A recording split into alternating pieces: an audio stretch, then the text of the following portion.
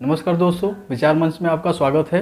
आज मैं चर्चा करूंगा एक लैटिन अफ्रीकन देश है केन्या, जो बहुत ही छोटा देश है। भारत की तुलना में जो है वो आर्थिक रूप से बहुत ही कमज़ोर देश है और ये दुनिया का 48वां सबसे बड़ा देश है।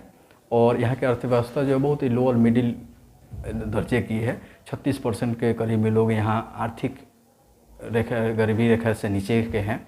और ये जो है देश, ये लैटिन अफ्रीकन देश जो है ये केन्या, इस महामारी में, क्योंकि ये हमारा सेकेंड वेव जब आई महामारी की कोविड 19 की, तो इसमें भारत जो है इस सेकेंड वेव में सबसे ज़्यादा प्रभावित रहा। और इस सिलसिले में जो है और सबसे ज़्यादा प्रभावित होने के कारण यहाँ सबसे ज़्यादा लोग हॉस्पिटल भी पहुँचे। और हॉस्पिटल की जो स्थिति थी वो धीरे धीरे जो है वो ख़राब होने लगी और बहुत सारी चीज़ों का अभाव होने लगा, क्योंकि मरीज़ ज़्यादा होने लगे तो अभाव तो होगा ही। तो इस सिलसिले में इसके चलते यहाँ ऑक्सीजन की कमी होने लगी, लिक्विड ऑक्सीजन की, और मेडिकल की बहुत सारे उपकरण जो है यहाँ कम पड़ने लगे। और इसको देखते हुए दुनिया के लगभग बहुत सारे देशों ने भारत की मदद करना शुरू किया। और मदद पहुँचना जब लगा तो धीरे धीरे जो है हमको लग रहा है कि भारत के जो पड़ोसी मित्र राष्ट्र देश हैं, जैसे बांग्लादेश हुआ, भूटान हुआ, ये सारे लोग भी जो हैं भारत को जितना बन पड़ा अपने सामर्थ्य के अनुसार भारत की उन्होंने क्या की, मदद की। और इसी परंपरा को कायम रखते हुए केन्या ने भी भारत की मदद भेजी। वो भी मदद क्या भेजी, 12 टन खाद्य पदार्थ जो है, 12 टन, मात्र 12 टन खाद्य पदार्थ जो है इन्होंने क्या किया, भारत के लिए भेजा है। और इस भारत के मदद के रूप में जो केन्या ने 12 टन खाद्य पदार्थ भेजा, इसको लोगों ने मजाक उड़ाना शुरू कर दिया, मजाक बना दिया, क्योंकि इनके नज़र में मदद सिर्फ बड़े लोग ही करते हैं, छोटे मदद नहीं करते हैं। तो ऐसा बिल्कुल नहीं है। जब आप विपत्ति में होते हैं तो आप इस लायक नहीं होते कि जज करें कि कौन मेरी मदद करेगा, कौन मेरी मदद नहीं करेगा, क्योंकि जिसको भी जो बन पड़ता है वो आपके पास मदद लेके आता है। और जो केन्या जो है एक छोटा सा देश है, बहुत ही छोटा सा देश है, और इसने भी सोची कि हम भारत की मदद करें। उसने मदद भेजी। क्यों भेजी? क्योंकि भारत भी क्या करता है, इन देशों को जो सक्षम नहीं है इनको भी समय समय से क्या करता है, ये मदद देता रहता है। हर विपत्ति में साथ में खड़ा रहता है। आपको नेपाल का भूकंप याद होगा, उसने सबसे पहले क्या किया, भेजना शुरू किया एड, यानी कि बहुत सारे एड वहाँ भेजा भारत सरकार ने। तो इस तरह से ये भारत की परंपरा है, ट्रेडिशन है कि ये अपने मित्र राष्ट्रों की ये मदद करता है, चाहे वो छोटे हो या बड़े हों। तो यहाँ जो है सबसे पहले मैं बता दूँ, केन्या नाम बहुत, मतलब कि आपको लग रहा हो कि बहुत छोटा देश है, लेकिन यहाँ के लोग बहुत ही अच्छे होते हैं। ये शुरू से ही दूसरे के मदद करने के लिए हमेशा तैयार रहते हैं। और इसके सिलसिले में एक बहुत बड़ी एक स्टोरी है, मैं आपको बताऊं कि अमेरिका में जब वर्ल्ड ट्रेड सेंटर पे जब ये हमला हुआ था तो बहुत सारे लोग मरे उसमें। और कुछ दिनों बाद जब केन्या के लोगों को पता चला, वहाँ के डिप्लोमेट्स के थ्रू जब वहाँ पता चला कि वहाँ एक हादसा हुआ है, आतंकवादी हमला हुआ है जिसमें बहुत सारे लोग मारे गए हैं, तो वहाँ के जो सरकारी तंत्र के लोग थे, जो वहाँ की सरकारें थी, उन्होंने फैसला किया कि अमेरिका की मदद की जाए। और मदद स्वरूप उन्होंने क्या किया, 12 गाय जो है उन्होंने अमेरिका को मतलब मदद स्वरूप भेंट की। अब यहाँ प्रॉब्लम ये खड़ा हो गई, उस गाय को जो है अमेरिका ले जाना मुश्किल था, और वो भी 12 गाय को अमेरिका ले जाना बहुत, मतलब कि वो जो दो देश के बीच जो है वो अपना ही होता है, एक रिलेशन होता है कि वो सामान कैसे जाएगा, कैसे ले जाएंगे।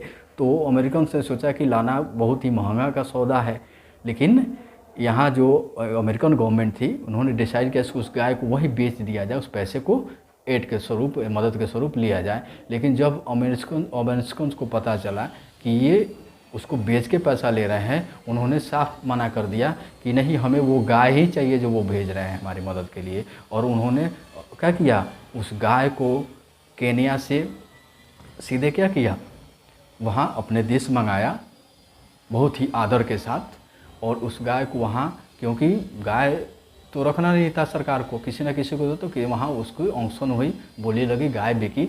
और जो भी पैसा आया उस पैसे को आज भी वहाँ जो वर्ल्ड ट्रेड सेंटर का जो मेमोरियल है बनाया गया है, उसमें उनकी जो भी पैसे हैं उसके उनके यादगार स्वरूप प्रतीक चिन्ह खरीद कर वहाँ आज भी रखा हुआ है कि, और आज भी अमेरिकन अपने आप को गर्व महसूस करते हैं कि हमारी मदद जो है दुनिया के चाहे छोटे देश हो बड़े सभी ने हमारी मदद की। तो भाइयों दोस्तों ये नहीं सोचना है कि हमारी मदद कौन कर रहा है, कैसे कर रहा है, बस हमारी मदद करें, ये सबसे बड़ी बात है। अगर जब हम अच्छे नहीं होंगे अपने मित्रों के प्रति तो कोई हमारी मदद नहीं करेगा। और इतने मदद मिलने का मतलब है कि कहीं ना कहीं से हमारा राष्ट्र जो है एक सबल है और ये लोगों के हित के बारे में सोचता है। तभी तो सारे लोग यहाँ, सारे देश के लोग इसके बारे में सोचते हैं, सारी दुनिया के लोग इसके बारे में सोचते हैं। तो केनिया जो है एक बहुत ही इम्पोर्टेंट हमारे लिए, भले वो आर्थिक रूप से कमज़ोर हो लेकिन वो हमारे लिए बहुत इम्पोर्टेंट है क्योंकि उसने मदद भेजी है, जो भी भेजी हो। और केनिया जो है ये हमसे बहुत पुराना रिश्ता है, इससे बहुत हमसे पहले से जुड़ा हुआ है। ये लगभग 2200 साल पहले से हमारे संबंध इससे है, क्योंकि हमारी सनातन संस्कृति जो है कहीं ना कहीं वो केनिया तक जुड़ी हुई है।